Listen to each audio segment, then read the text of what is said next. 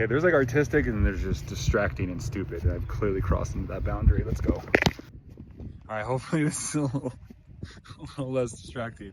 So, I realized how I did it is I recorded a podcast episode. I'll link it in the description or the first comment. I did a podcast episode where I was talking about how when I was like at my happiest was because I was working on trying to launch a business.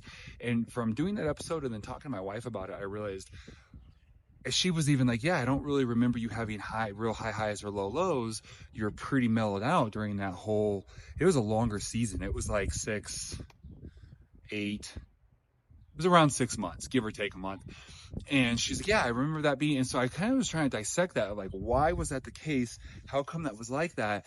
And I realized it was because I was so focused on this task that anytime I'd start to shift to depressive, like I'd listen to a podcast or I'd read a book or anything I did that would, my desire, my obsession to get this project off the ground would then push me back. And if I started getting like spinning my wheels out and I started getting too manic and too distracted, it would pull me back down. And so I felt like it was this ping pong idea of pushing and pulling to where normally I'd be way out here.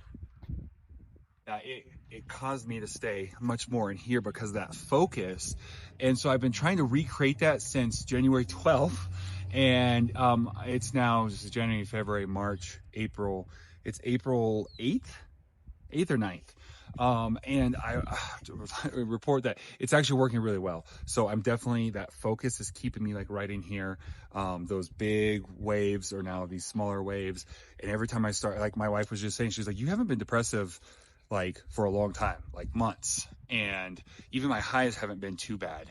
And so it's definitely keeping me kind of right in that spot. And so for me, it's been that obsessive focus on trying to accomplish this one goal and really focusing on being focused. I've been trying to say no to everything. I've been clearing everything off my to-do list to just focus on like one main thing. And I look at everything as like, so I got this one main thing and everything else I have to do because I live in the real world.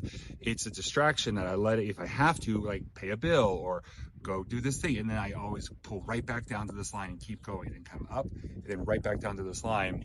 And it's really kept me kind of grounded. It's been kind of nice.